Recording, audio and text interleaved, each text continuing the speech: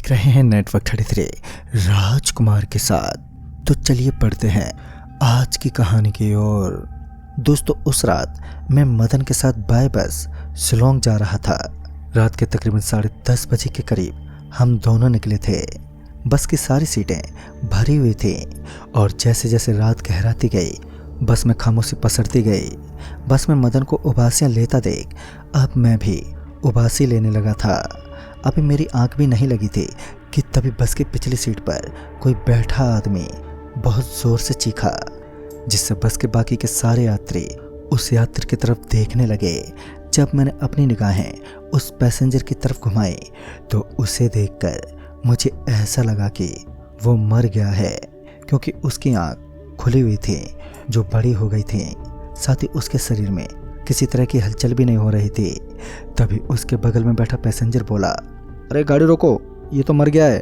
उसके इतना बोलते ही बस वालों ने एकदम से बस रोक दी और बस का ड्राइवर अगली सीट से उठा और पीछे की तरफ आते हुए बोला, इसके साथ का कौन है भाई?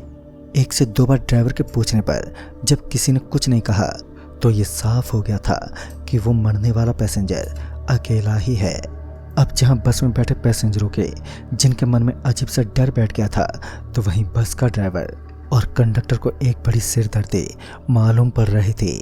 बस के कंडक्टर और ड्राइवर ने उस पैसेंजर की तलाशी ली, इस उम्मीद में कि शायद कोई नाम पता ठिकाना उन्हें मिल जाए, मगर ऐसा कुछ भी नहीं मिला। ऐसे में बस के ड्राइवर को यही सोच रहा था कि इस लाश का वो क्या करें। अब इसी बीच बस भी खाली होने लगी। सारे के सारे पैसेंजर बस से उतरकर जाने लगे। बस के ड्राइवर और कंडक्टर ने उन सब पैसेंजर से कहा भी, यहाँ कहाँ उतर रहे हो? मगर उस पैसेंजर की लाश के साथ आगे का सफ़र करना बड़ी हिम्मत की बात थी जो उनमें नहीं थी। फिर अगले कुछ मिनटों के बाद बस स्टार्ट हुई और अब बस में गिने चुने ही लोग उस लाश के साथ आगे का सफ़र तय कर रहे थे। बस वाले ने नज़दीकी पुलिस चौकी में भी खबर कर दी थी, जिससे पता चला कि लाश को लेकर नज़दीकी जिला अस्पताल में पहुंचना है। हो सकता है हमारे साथ आप लोगों से भी पूछताछ के लिए रुकना पड़ जाए। इस घटना के चलते हमारा सफ़र और भी लंबा हो गया था। खैर, मैं और मदन तो जिला अस्पताल जाने के लिए तैयार हो गए थे, पर बाकी के 3-4 पैसेंजर पुलिस के झमेले में पड़ना नहीं चाहते थे, जिस वजह से वो भी आगे जाकर उतर गए। अब बस में कुल 5 लोग ही थे, 4 जिंदा और 1 मुर्दा। बस ड्राइवर बस जिला अस्पताल ही ले जा रहा था कि तभी बस अचानक से बंद पड़ गई। बस ड्राइवर को समझ में ही नहीं आया कि आखिर बस ऐसे बंद कैसे पड़ गई। फिर जब कंडक्टर के साथ ड्राइवर बस से उतरा तो मदन और मैं भी उतर गए, क्योंकि हम दोनों को भी उस लाश से थोड़ी घबराहट होने लगी थी। अभी बस ड्राइवर और कंडक्टर बस की जांच ही कर रहे थे कि इसी बीच मदन बोला, अरे बाप रे, बस तो बिल्कुल कब्रिस्तान के सामने बंद पड़ी है। ये तो बिल्कुल भी सही नहीं है भाई। मदन की बात तो सही थी, बस में किसी की मौत, फिर बस का बंद पड़ना, वो भी ठीक कब्रिस्तान के सामने। ये सब घटनाएं किसी अनहोनी की तरफ इशारा तो कर रही थी, पर अभी तक हम इन सब चेतावनियों को अनदेखा किए जा रहे थे। तभी बस ड्राइवर और कंडक्टर धड़पड़ाते हुए वापस बस में चढ़ गए। दोनों को घबराया देखकर हम दोनों भी बस में चढ़ गए। बस में चढ़ने के बाद हमने देखा कि बस ड्राइवर और कंडक्टर बुरी तरह से कपकपा रहे हैं। उन्हें कपकपाता देख मदन ने पूछा, अरे भाई क्या बात है, आप दोनों ऐसे कपकपा क्यों रहे हैं? इस पर कंडक्टर बोला, आपने देखा नहीं, सामने कब्रिस्तान है। इस पर मैंने कहा, हाँ देखा तो, कब्रिस्तान ही तो है, इसमें इतना डरने वाली क्या बात है? मैंने इतना कहा ही था कि तभी उस कंडक्टर ने पीछे की तरफ इशारा किया।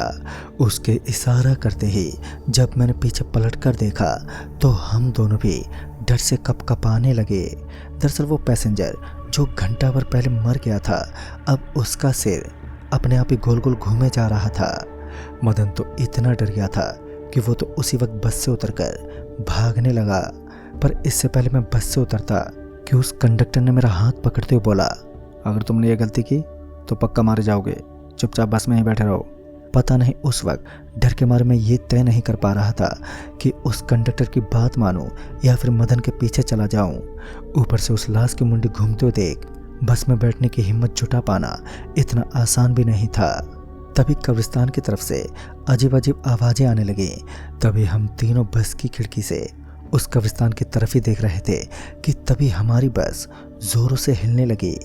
एक के बाद एक दिल दहला देने वाली घटनाओं ने हमारे पसीने छुड़ा दिए थे। तभी बहुत से मुर्दे उस कब्रिस्तान से बाहर आते हुए दिखे। उन्हें देखते ही मैं समझ गया कि अब तो कोई नहीं बच सकता। अच्छा होता अगर मैं भी मदन के साथ यहाँ से भाग जाता, पर अब तो बहुत देर हो चुकी थी। कब्रिस्तान से मुर्दे हमारी बस की ओर ही आ रहे थे कि तभी वो सारे एक जगह पर रुक गए। पता नहीं क्यों वो सारे बस के करीब ही नहीं आ पा रहे थे। फिर जब मैंने ध्यान से देखा तो उस कब्रिस्तान के चारों तरफ कुछ सफ़ेद रंग की भभूति से एक पट्टी सी खींची हुई नजर आई, जिसको पार करके वो मुर्दे इस तरफ नहीं आ पा रहे थे। इसी बीच बस में एक कुर्सी उड़ते हुए कंडक्टर के ऊपर जा गिरी, जिससे वो कंडक्टर इतना ज़्यादा घबरा गया कि वो बस से उतरकर हाईवे पर दौड़ने लगा। अब कंडक्टर के जाने के बाद मैं और ड्राइवर ही बचे थे। एक मन तो ये हो रहा था कि बस से उतरकर हम भी भाग जाएं, और फिर कुछ देर के बाद ड्राइवर ने कहा, लगता है बस में हम लोग सुरक्षित नहीं हैं, यहाँ से निकलना ही सही रहेगा। ये बोलते हुए जैसे ही हम दोनों वहाँ से उतरे तो हमने देखा कि उस कंडक्टर को उन मुर्दों ने पकड़ लिया है और उसे खींचते हुए कब्रिस्तान में ले जा रहे हैं। ये देखकर हम दोनों वापस बस में आकर बैठ गए। अभी हम दोनों भगवान को याद कर रहे थे कि हमें एक चीख सुनाई दी। फिर जब बस के बाहर देखा तो मदन खून से लथपथ बस की तरफ बढ़ा चला आ रहा था। फिर जब मदन बस में चढ़ा तो उसने मुझे ऐसे घूरा कि मानो मुझे वो जानता ही ना हो। मुझे घूरने के बाद वो उस लाश के पास गया और उसे मुंडी से पकड़कर खींचते हुए बस से बाहर ले गया। मदन उसे घसीटते हुए उस कब्रिस्तान में ले गया। कब्रिस्तान में जाने के बाद फिर ना तो मदन बाहर आया और ना ही वो सारे मुर्दे। मैं बस के ड्राइवर के साथ उसी बस में बैठा रहा। तकरीबन 4 बजे के करीब बस ड्राइवर ने बस को चेक करने के लिए बस स्टार्ट की तो बस चालू हो गई। बस के चालू होते ही हम दोनों वहाँ से निकल गए और इस घटना की जानकारी नज़दीकी थाने में दी। उसके बाद छानबीन तो हुई, मगर मदन और उस कंडक्टर का कभी कोई पता नहीं चल पाया। उस कब्रिस्तान के बारे में कहते हैं कि अब वहाँ कोई लाश दफनाई नहीं जाती, क्योंकि वहाँ के स्थानीय लोगों का कहना है कि उस कब्रिस्तान में कुछ ऐसा है जो मुर्दों को हैवान बना देता है। इसलिए उस कब्रिस्तान को मौलवियों ने अपने मंत्र और सफ़ेद भभूतियों से घेरा हुआ है, ताकि वो बुरी शक्तियाँ ज़्यादा तांडव ना कर सकें। तो दोस्तों, इस कहानी में बस इतना ही। कहानी आपको पसंद आई हो तो लाइक शेयर ज़रूर करें और साथ ही हमें कमेंट बॉक्स में ज़रूर बताएं। तो मैं आपका दोस्त राजकुमार जल्दी ही मिलूँगा ऐसे ही एक और नई कहानी के साथ। तब तक के लिए बाय एंड टेक केयर।